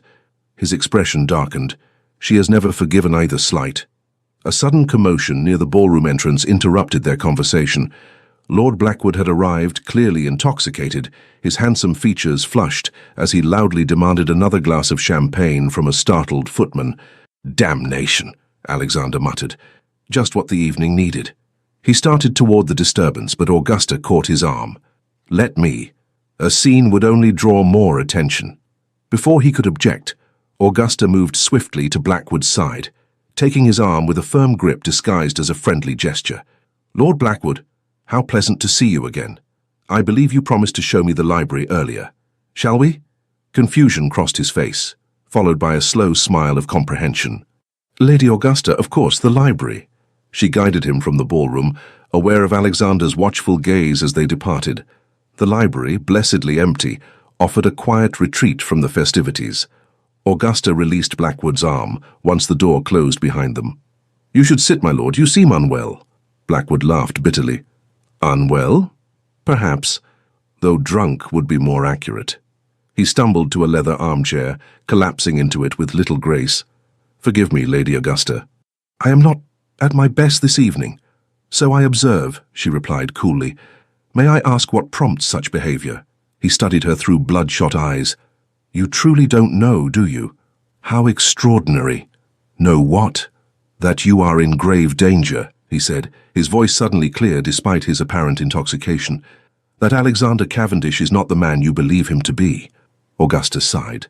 "Lord Blackwood, if you have summoned me here merely to repeat tired rumors—" "Not rumors," he interrupted fiercely. "Truth. Caroline Cavendish did not take her own life. She was murdered." A chill ran down Augusta's spine. "That is a serious accusation, sir." "One I can prove," Blackwood insisted. "I have seen the letters Caroline wrote before her death, not just to her family, but to my father. They speak of fear, yes, but also of evidence she had discovered. Evidence of the Duke's involvement in my uncle's death 5 years ago." Augusta struggled to maintain her composure. "Your uncle?" "The previous Earl of Blackwood," he explained. "Officially, he died of heart failure. In reality, he was ruined by Alexander Cavendish's financial manipulations, driven to despair. And then, when he threatened exposure, silenced permanently." "This is absurd," Augusta said, though doubt had begun to creep into her mind. "Why would the Duke target your uncle?" "For the same reason he targets anyone who stands in his way," Blackwood replied bitterly. "Power, control. The Blackwood estates bordered Shadowmere to the east. My uncle refused to sell certain parcels Cavendish wanted for expansion, a mistake that cost him everything." Before she could respond, the library door opened and Alexander entered, his expression thunderous as he surveyed the scene. "Blackwood," he said, his voice dangerously soft, "I believe it's time you departed." The younger man rose, straightening his waistcoat with exaggerated care.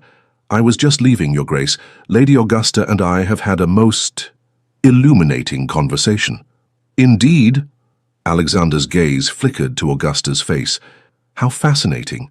Blackwood moved toward the door, pausing as he drew level with the Duke. "She deserves to know the truth, Cavendish. About everything." "Get out," Alexander replied evenly, "while you still can." Something like fear flashed in Blackwood's eyes, quickly masked by bravado. With a final bow to Augusta, he departed, leaving a tense silence in his wake. Alexander closed the library door, leaning against it for a moment before turning to Augusta. "I apologize for the interruption. Blackwood has always lacked discretion, particularly when in his cups." "He seemed remarkably coherent for a man supposedly in his cups," Augusta observed. Alexander's expression sharpened. "What did he say to you?" Augusta hesitated, torn between loyalty to Alexander and the disturbing seeds of doubt Blackwood had planted. "He made accusations about Caroline's death, about your business dealings with his uncle." "I see." Alexander moved to the fireplace, staring into the flames for a long moment. "And do you believe him?" "I don't know what to believe," Augusta admitted. "Every person in this house seems to have a different version of the truth. Lady Preston hints at dark secrets. Lord Blackwood alleges murder, and you—" She faltered. "And I?" he prompted. "You reveal only what you must, when you must," she said softly, always holding something in reserve. He turned to face her, his expression more vulnerable than she had ever seen it. Would complete honesty serve either of us well, Augusta? Would you truly wish to know every shadow in my past, every compromise I have made to protect what is mine? She met his gaze steadily.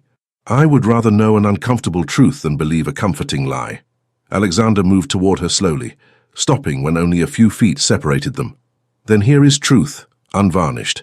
I did not kill Caroline, nor did I drive her to take her own life, but I failed her nonetheless. I saw her suffering and believed it temporary, treatable. I was wrong. And Lord Blackwood's uncle? Frederick Blackwood ruined himself through gambling and poor investments, Alexander said flatly. I offered to purchase his lands at fair market value before his creditors seized them.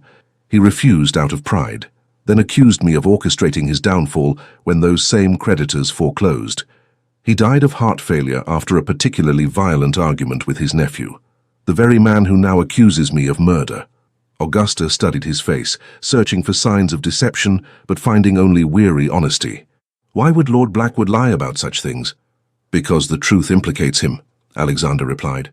Richard Blackwood inherited estates heavily encumbered by his uncle's debts. Most of those debts were held by Sir William Preston's bank. Preston agreed to restructure the loans on favorable terms in exchange for Blackwood's assistance in certain matters. Matters concerning you? And now it seems concerning you as well. Alexander closed the remaining distance between them, taking her hands in his. Augusta, I have not been entirely forthcoming about why I approached you that night at the Pembrokes ball. Her heart quickened at his touch. I had assumed it was mere chance. Nothing in my life happens by chance, he said quietly. I sought you out because I had received information that Blackwood intended to court you, not for your charms, considerable though they are, but because of Hadley Manor's strategic position. Strategic? Your estate sits between Shadowmere and the railway line being constructed to Southampton, Alexander explained. Control of Hadley would allow access to that railway, access that would increase the value of surrounding properties enormously. And you believe Lord Blackwood intended to gain that control through marriage to me? The idea was both insulting and alarmingly plausible. I believe Blackwood acts as Preston's agent in this, yes, Alexander confirmed. When I appeared to develop an interest in you myself, their plans required adjustment. Hence the threatening note, intended to frighten you away from me. The revelation left Augusta momentarily speechless. Everything, their meeting, his attention, the danger that now surrounded her, all stemmed from a cold calculation of property and advantage. If this is all about property and railway access, she said finally, her voice barely above a whisper, why not simply tell me from the beginning? Why the elaborate charade of social calls and charity committees? Because, he said, his voice low and unexpectedly gentle, what began as strategic intervention became something I neither expected nor planned for. Augusta withdrew her hands from his, needing space to think. And what was that? Genuine regard, he replied simply. Admiration. A connection I have not felt since, perhaps ever. Before Augusta could respond to this startling admission, a sharp knock at the library door interrupted the moment. Alexander stepped back, his expression closing like a shutter as Eleanor entered, her face pale with concern. Alexander, Augusta, forgive the intrusion, but there's been an incident. Lady Preston has collapsed in the ballroom. What happened? Alexander demanded, immediately alert. Doctor? Bennett is attending her now, Eleanor explained hurriedly. She complained of dizziness, then fainted. There's a speculation that her champagne may have been tampered with. Augusta felt a cold dread settle in her stomach. Tampered? Eleanor nodded grimly. Bennett believes she may have been poisoned. Was anyone seen near her drink? Alexander asked sharply. Several people, apparently, Eleanor replied. The ballroom is crowded after all. But she hesitated, glancing anxiously at Augusta. But what? Alexander pressed. Lord Everley claims he saw Augusta speaking with Lady Preston shortly before the incident, and apparently several guests noticed Augusta bringing Lord Blackwood to the library just minutes later. Alexander's expression darkened. Implying what exactly? Eleanor wrung her hands. There are whispers, Alexander, suggestions that perhaps Augusta had reason to silence Henrietta after their conversation, and that she might have enlisted Blackwood's help. That's preposterous, Augusta exclaimed. Lady Preston was perfectly well when I left her. Of course it's absurd, Alexander agreed, his voice cold with anger. Where is Everley now? With Sir William, Eleanor said. He arrived unexpectedly just after Henrietta collapsed.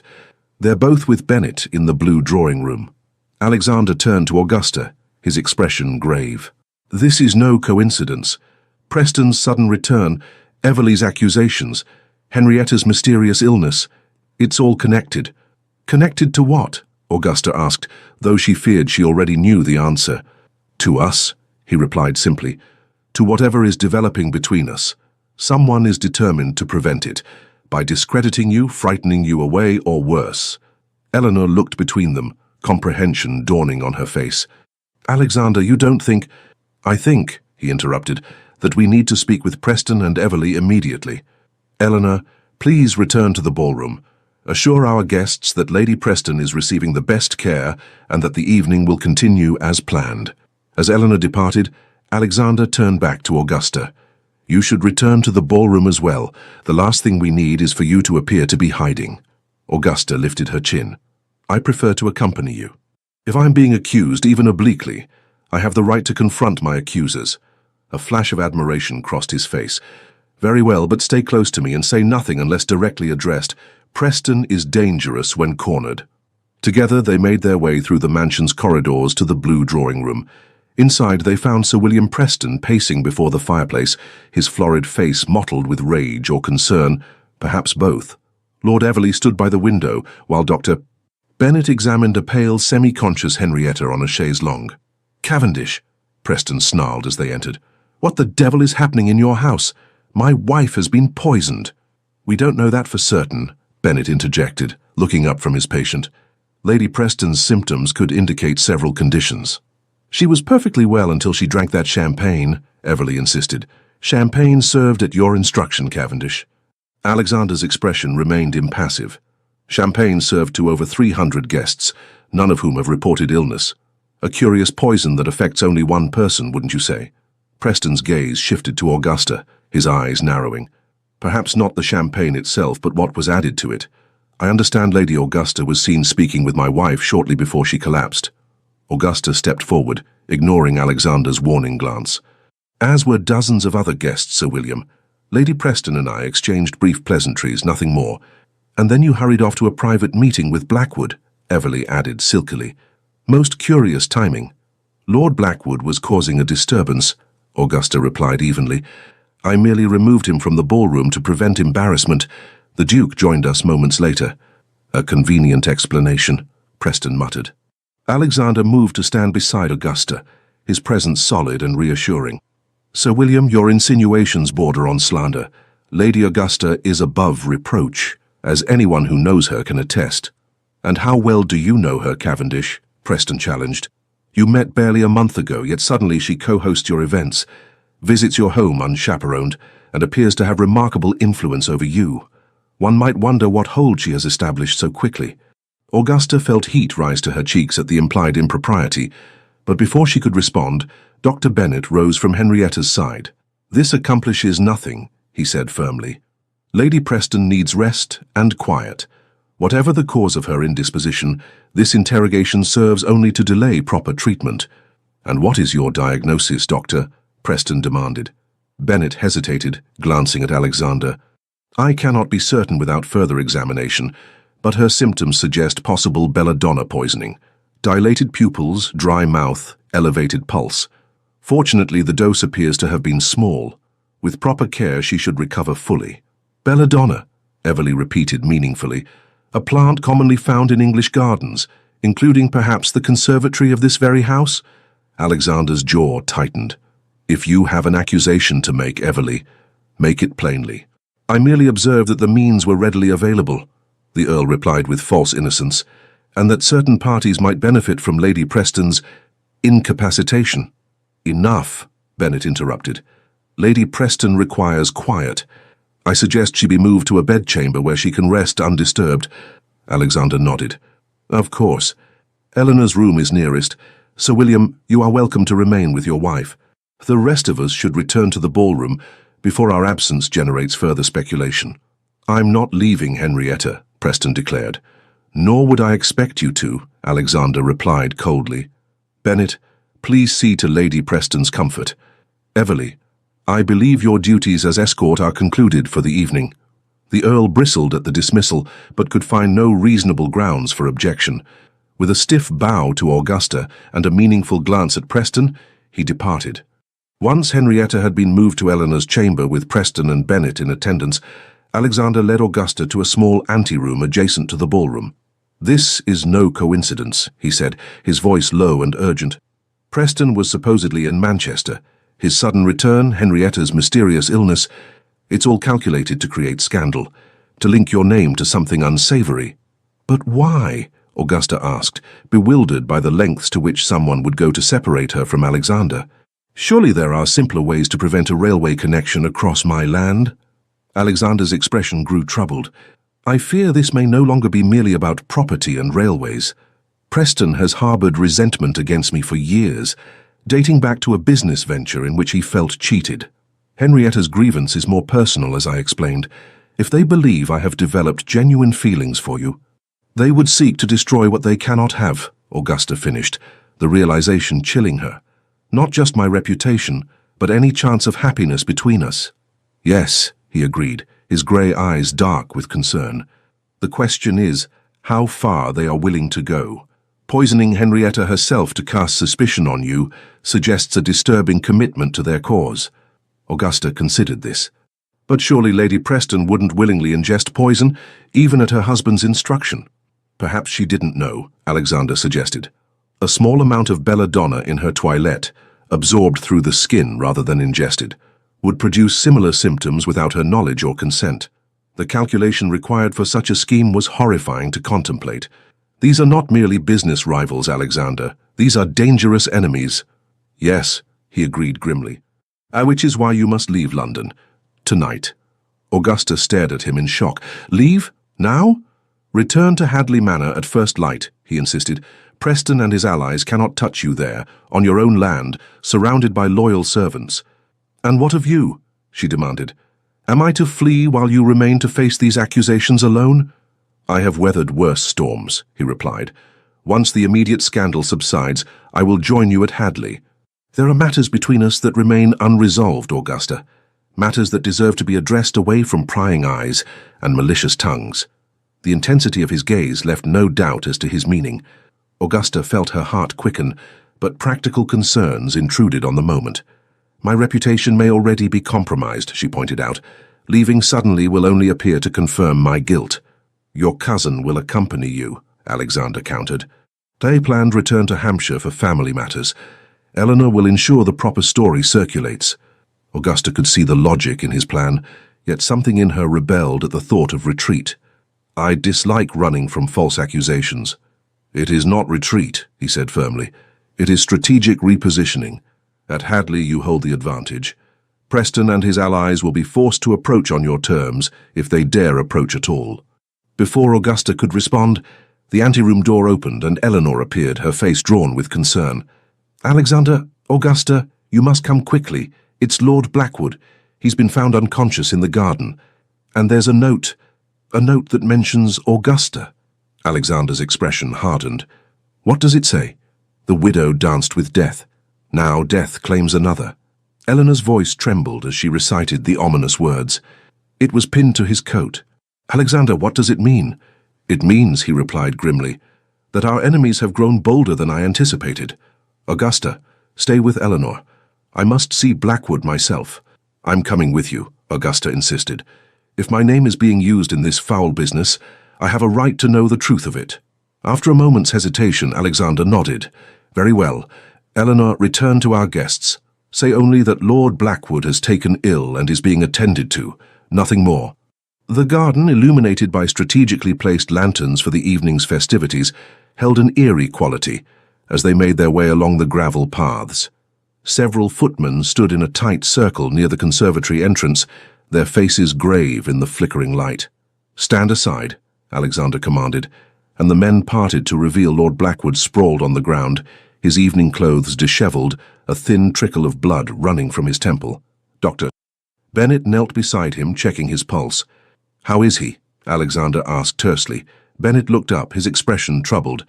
"Alive, but deeply unconscious. He's been struck on the head, deliberately, I'd say, given the nature of the wound." "And this?" Alexander indicated a folded paper clutched in one of the footman's hands. "Found pinned to his lordship's coat, Your Grace," the servant explained, handing over the note.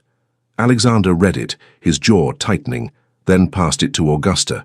The message, composed of cut newspaper letters like the previous threat, was exactly as Eleanor had reported. "Who found him?" Augusta asked, fighting to keep her voice steady. "I did, Your Grace," replied one of the younger footmen. "I was checking the garden lanterns when I saw someone lying near the path. Thought he might be a guest who'd had too much champagne, but when I approached—" "Did you see anyone else in the garden?" Alexander pressed. The footman shook his head. "No, Your Grace. Though I heard the garden gate close just as I was coming around the hedgerow, thought nothing of it at the time." Alexander turned to Bennett. "Can he be moved?" "Carefully," the physician replied. "He should be taken inside, but not disturbed by the general company. A quiet room where I can examine him properly. The study," Alexander decided. "You men carry him gently. Bennett, see to his injuries. I need to know the moment he regains consciousness." As the footman carefully lifted Blackwood's limp form, Alexander drew Augusta aside. "This changes everything. Blackwood was not meant to be a victim. He's been working with Preston all along." "Perhaps he outlived his usefulness," Augusta suggested, "or threatened to expose their plans." Alexander considered this. "Possibly. Either way, this attack, so close to Henrietta's poisoning, is clearly meant to implicate us further. The note makes that explicit." "Us," Augusta repeated. "Not me alone?" "Death claims another," Alexander quoted grimly. "The implication being that you were responsible for Henrietta, and now Blackwood has fallen victim to the same hand, or to mine, acting in your defense." The calculated malice behind such a scheme made Augusta feel physically ill. "These are not the actions of mere business rivals, Alexander. This is something more personal, more vindictive." "Yes," he agreed, his expression darkening. "Which makes my earlier advice even more urgent. You must leave London tonight, not tomorrow. I'll make arrangements immediately." "And leave you to face these accusations alone?" "I will not." Alexander took her hands, his grip almost painful in its intensity. "Augusta, listen to me.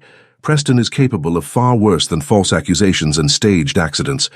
If he truly believes you stand between him and his goals, whether those goals involve me, your land, or something else entirely, he will not hesitate to eliminate that obstacle permanently." The stark warning sent a chill through her. "And what of you? Are you not equally at risk?" "Preston and I have been engaged in this dance for years," he replied. "We understand each other's limits. You, however, are a new factor, one he has not yet measured fully. That makes you unpredictable to him, and therefore dangerous." Augusta recognized the logic in his argument, but her heart rebelled at the thought of abandoning him amidst growing scandal. "If I leave now, it will appear as admission of guilt." "If you stay," he countered, "you may not have the opportunity to prove your innocence. Augusta, please, for once, set aside your courage and consider your safety." The rare plea, delivered with such evident concern, weakened her resolve. "Very well," she conceded reluctantly. "But I will not go to Hadley. It's too remote, and word of these events will reach Hampshire eventually. I have a small property in Derbyshire, inherited from my mother. Few know of its existence. I will go there instead." Relief softened Alexander's features. "A wise choice. I'll arrange for a private coach to take you and your maid. Catherine must remain here to counter any suggestion that your departure was precipitous or suspicious." "She will not like that," Augusta observed. "She will comply when she understands the stakes," he replied confidently. "Now we must return to the ballroom separately to avoid further gossip. Continue, as though nothing is amiss while I make the necessary arrangements." As they approached the house, Alexander paused, turning to Augusta with an expression of such intensity that it took her breath away. "When this is resolved, and it will be resolved, there are matters between us that require addressing, matters of considerable importance to me." The implication was clear, and despite the danger surrounding them, Augusta felt a flutter of anticipation. "To me as well," she admitted softly. His eyes held hers for a long moment, conveying feelings too complex for words. Then, with visible effort, he schooled his features back to the impassive mask of the Duke of Shadowmere. "Done till Derbyshire, then," he said formally, though his eyes still burned with unspoken promise. "Until Derbyshire, she echoed, wondering if they were sealing a pact or a fate. The remainder of the evening passed in a blur of forced smiles and mechanical conversation. Augusta moved through the glittering crowd like a sleepwalker, her mind occupied with preparations for her imminent departure and concern for the unconscious Blackwood. By midnight, most guests had departed, unaware of the drama unfolding beneath the evening's elegant surface. Only the hospital committee members remained, gathered in the smaller drawing room, for a final tally of the funds raised. "Over £1,500, Eleanor announced triumphantly, her eyes bright despite the strain of the evening. A remarkable success by any measure. As the meeting concluded, Eleanor approached Augusta with a forced smile. "Alexander asks if you would join him in the library. There are some final matters regarding the fundraiser that require your attention." Augusta understood the pretext. "Of course. Please extend my congratulations to the committee for tonight's success." The library, dimly lit by a single lamp and the dying fire, held a somber atmosphere as Augusta entered. Alexander stood by the window, his tall figure silhouetted against the night sky. He turned at her approach, his face grave in the shadowed light. "Everything is arranged," he said without preamble. "A closed carriage will collect you from Catherine's townhouse at 4 o'clock. Your maid has been instructed to pack only essentials. The fewer who know of your departure, the better." Augusta nodded, a sudden weight of finality settling over her. "And Catherine?" "I've spoken with her. She understands the necessity, though she's not pleased." A ghost of a smile touched his lips. "Your cousin is a formidable woman when provoked." "She is protective," Augusta agreed. "As it seems, are you?" Alexander moved closer, the lamplight casting his features in sharp relief, the strong jaw, the penetrating eyes, the mouth that could be both stern and unexpectedly gentle. "I protect what matters to me, Augusta. What I value, what I—" He trailed off, but the unspoken word hung in the air between them, too significant to be voiced in haste or under duress. "This separation need not be long," he continued after a moment. "A week, perhaps 2, until the immediate scandal subsides, and I can identify who orchestrated tonight's events. Then I will come to you in Derbyshire." "And if you cannot identify the culprit?" Augusta asked. "I will," he stated with quiet confidence. "Preston is clever, but not infallible. He has already overplayed his hand tonight, first with Henrietta's poisoning, then with Blackwood. Desperation makes men careless." Alexander reached into his waistcoat pocket and withdrew a small velvet pouch. "Before you go, I have something for you." Augusta accepted the pouch, surprised by its weight. Inside she found an exquisite gold locket on a delicate chain. The locket's face was engraved with intertwined roses, their stems forming an elegant knot. "It's beautiful," she murmured, touched by the unexpected gift. "Open it," he urged softly. The locket contained a small folded paper rather than the customary portrait or lock of hair. Augusta carefully extracted it, unfolding a tiny note written in Alexander's bold hand. "Where shadows end, light begins. Trust in that light, as I have learned to trust in you." The simple message brought unexpected tears to her eyes. "Alexander—" "Wear it," he said, taking the locket from her trembling fingers and moving behind her to fasten it around her neck, not merely as remembrance but as promise. The weight of the locket settled against her skin, warm and somehow reassuring. When Alexander's hands lingered at her nape, Augusta turned to face him, suddenly unwilling to leave with so much still unspoken between them. "Alexander," she began, her voice barely above a whisper, "when this is over, when we meet again in Derbyshire, what then?" His eyes held hers, all pretense and reserve stripped away. "Then, Augusta Blackwell, I intend to ask you a question I never thought to ask any woman again. A question that frightens me far more than any business rival or social scandal." Her heart quickened at the implication. "And if my answer is yes?" "Then," he said simply, "the shadows that have defined my existence these past years will finally give way to light." The raw honesty in his voice, the vulnerability beneath the strength, undid her final reservations. Augusta reached up, her fingers tracing the strong line of his jaw with wondering tenderness. "I find," she whispered, "that I am suddenly impatient for Derbyshire." Something fierce and joyful flared in his eyes. With deliberate slowness he bent his head until his lips hovered a breath away from hers. "As am I." The kiss, when it came, was gentle yet profound, a sealing of promises unspoken, a bridge across the separation to come. Augusta surrendered to it completely, her hands finding their way to his shoulders as his arms encircled her waist, drawing her closer with careful reverence. When they finally parted, Alexander pressed his forehead to hers, his breathing unsteady. "Now go," he said roughly, "before I forget all propriety and reason." Augusta stepped back reluctantly, her fingers touching the locket at her throat. "Until Derbyshire," she said, the words no longer a mere farewell but a vow. "Until Derbyshire," he echoed, the simple phrase carrying the weight of future and hope. The gold locket had become a talisman for Augusta during the long weeks of separation. As autumn painted the Derbyshire hills in russet and gold, she would find herself absently touching the pendant, drawing comfort from the weight of Alexander's promise against her skin. "Where shadows end, light begins," words that had sustained her through days of uncertainty and nights of longing. 3 months had passed since her hasty departure from London in the pre-dawn hours following the charity ball. 3 months of correspondence carried by trusted messengers, of carefully worded letters that spoke of progress and patience. Alexander's investigations had taken longer than anticipated, the web of intrigue surrounding Preston's schemes proving more complex than either had imagined. But his last letter, received 2 days prior, had contained news worth the wait.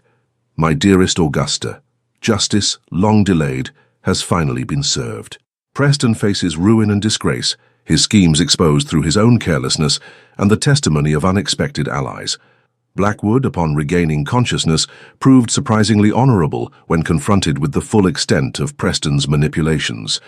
It seems he was as much pawn as conspirator, drawn into Preston's orbit through financial necessity rather than genuine malice. The evidence Preston had concealed, letters proving his deliberate sabotage of business rivals, including your late husband's shipping ventures, has been presented to the appropriate authorities. He will face charges of fraud and criminal conspiracy, charges from which even his considerable connections cannot shield him. With these matters resolved, I find there remains but one piece of unfinished business demanding my attention. I ride for Derbyshire on Wednesday, weather permitting, and hope to reach Rosewood by week's end.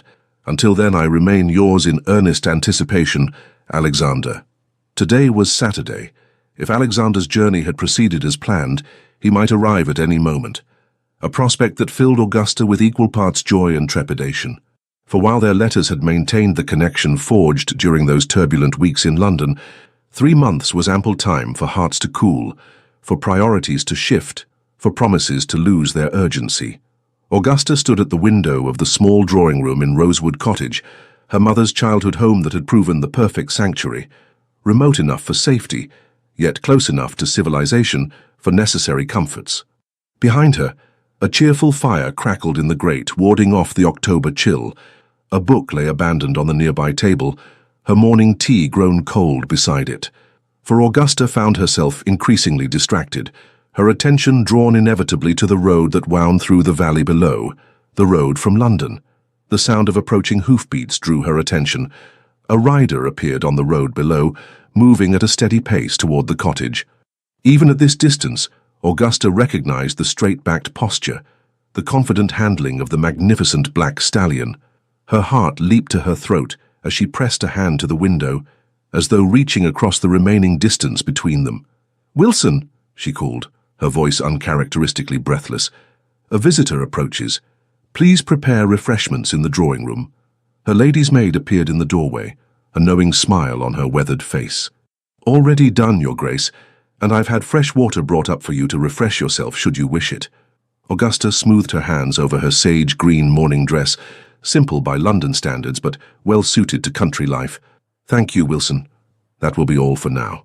Alone once more, Augusta touched the gold locket that had not left her throat since that night in the Shadowmere Library.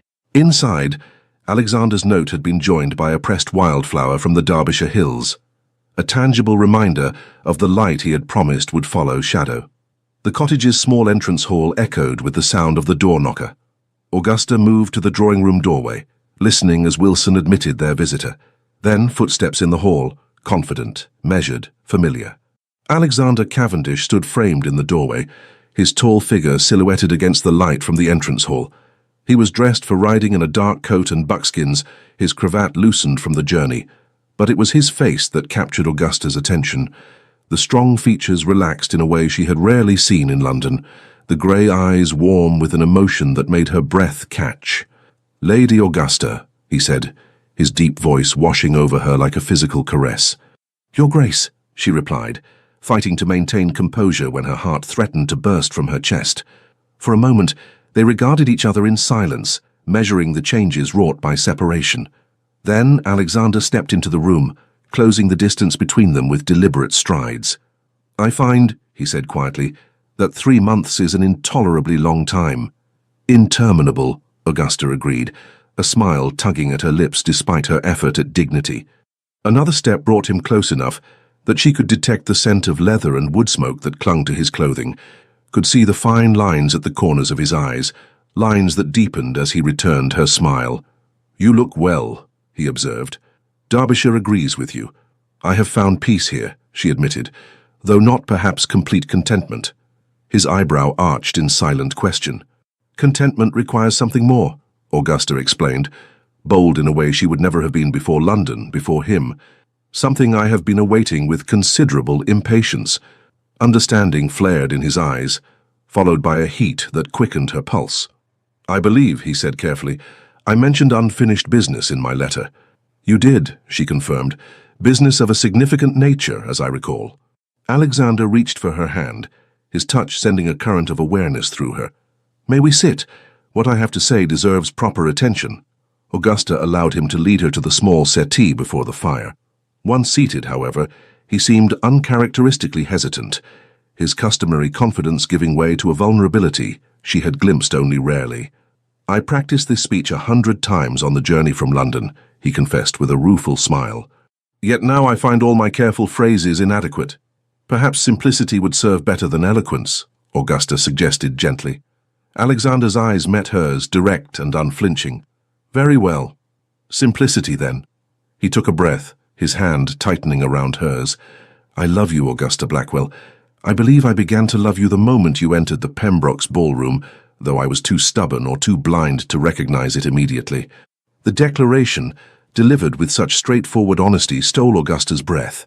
Though she had hoped, had perhaps even expected such feelings, hearing them voiced with such clarity was overwhelming. "Our beginning was complicated by ulterior motives and external threats," Alexander continued, "but what grew between us transcended those complications. In London, surrounded by danger and uncertainty, I discovered something I had thought lost to me forever: the capacity for trust, for hope, for love."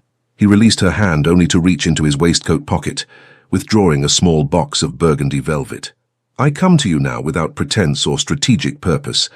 I come simply as a man who has found his equal, his partner, his light after long darkness." Opening the box, he revealed a ring of exquisite craftsmanship, a central sapphire flanked by diamonds set in intricate gold filigree. "Augusta Blackwell," Alexander said, his voice steady despite the emotion evident in his eyes, "would you do me the honor of becoming my wife? Not for land or title or advantage, but for the simple, profound reason that I cannot imagine my future without you in it." Augusta looked from the ring to the man offering it, this complex, commanding man who had entered her life like a storm, yet now gazed at her with such vulnerable hope. In that moment, all doubts, all lingering questions, dissolved like morning mist before the sun. "Yes," she said simply, her voice strong and clear despite the tears that threatened. "Yes, Alexander, I will marry you." Joy transformed his features, erasing years of care and shadow as he slipped the ring onto her finger. Then he was drawing her into his arms, his kiss a seal upon their promise, tender at first, then deepening with the passion they had held in check for so long. When they finally parted, Alexander kept her close, his forehead pressed to hers in a gesture that had become uniquely theirs. "I had thought to suggest a lengthy engagement," he murmured. "Time for society to adjust to the idea of the notorious Duke of Shadowmere taking a new duchess." Augusta smiled against his lips. "And what do you suggest now?" "Now?" His grey eyes gleamed with a happiness she had never seen in them before. "Now I find myself unwilling to wait a day longer than necessary. Christmas at Shadowmere, perhaps. A small ceremony, with only those we truly trust in attendance." "Christmas," Augusta agreed, her heart full to overflowing. "A fitting time for new beginnings." The wedding of Alexander Cavendish, Duke of Shadowmere, to Lady Augusta Blackwell took place on Christmas Eve at the chapel on the Shadowmere estate. Snow had fallen the night before, transforming the grounds into a glistening wonderland that seemed to reflect the joy of the occasion. Only a small gathering of trusted friends witnessed the ceremony: Lord and Lady Harrington, Dr. Bennet, Catherine and her husband, and a radiant Eleanor, whose health had improved markedly during her stay in Kent. To everyone's surprise, Lord Blackwood was also in attendance, his reconciliation with the Duke one of the more unexpected outcomes of the Preston affair. Augusta wore a gown of ivory silk embroidered with silver thread, her dark hair adorned with a coronet of white roses and holly berries. Alexander, resplendent in formal attire, watched her approach the altar with undisguised wonder, as though still amazed by the turn his life had taken. The service was simple, but deeply moving, the ancient vows exchanged with clear voices and unwavering commitment. When Alexander placed the wedding band beside the sapphire engagement ring on Augusta's finger, his hands were steady, his eyes alight with a happiness few had ever witnessed in the once forbidding Duke of Shadowmere. As they emerged from the chapel into the winter sunshine, their guests showering them with rose petals and good wishes, Augusta looked up at her husband with a heart too full for words. Alexander returned her gaze with equal emotion, his hand warm and secure around hers. "Happy, Your Grace," he murmured, using her new title with evident pleasure. "Completely," Augusta replied, squeezing his hand. "Though I believe true happiness is not a destination reached, but a journey shared." Alexander's smile deepened, his grey eyes bright with promise. "Then let us begin that journey together, my love, step by step, day by day, from this moment forward." And as they walked through the snow toward Shadowmere House, where a Christmas feast awaited the wedding party, Augusta knew with absolute certainty that the trembling widow who had entered that grand ball months ago had found not just a new life, but a love worth every risk, every challenge, every moment of doubt and danger that had led to this perfect day. For sometimes, the most unexpected waltz leads to the most extraordinary journey, and the most feared duke proves to be the most beloved husband of all. The end. Dear listener, tonight's story was not just about a widow and a feared duke. It was about second chances, about finding light after long years in the dark, about daring to love again, even when the heart is tired, wounded, or afraid. And perhaps, in your own way, you've lived through something similar: loss, loneliness, betrayal, change that came too fast, or not fast enough. But if this story reminds us of anything, it's this: life does not end when things fall apart. Sometimes that's when it finally begins again. It doesn't matter how old we are. It's never too late to be surprised by kindness. Never too late to feel seen or cherished or understood. And it's never too late to be deeply loved. So as you lay down tonight, know that your journey still holds meaning. Your heart still has chapters left to write. You are not alone. You are not forgotten. And you are held by stories, by memories, and by the quiet strength that lives in you. May you sleep peacefully. May your body rest. And may your soul feel protected, cradled gently by something bigger than fear. With all our warmth and gratitude from Legends of the Fall, thank you for staying with us until the end. If this story touched your heart, we kindly invite you to subscribe, like, comment, and share it with someone you care about. Your support, truly from the bottom of our hearts, helps us feel motivated to keep telling these deeply emotional stories, full of love, redemption, and unexpected twists that move us all. And remember, at the very end of this video, you'll see a suggested story from our channel. Click it, and let yourself be surprised by another heartfelt journey just like this one. With gratitude and affection, Legends of the Fall team.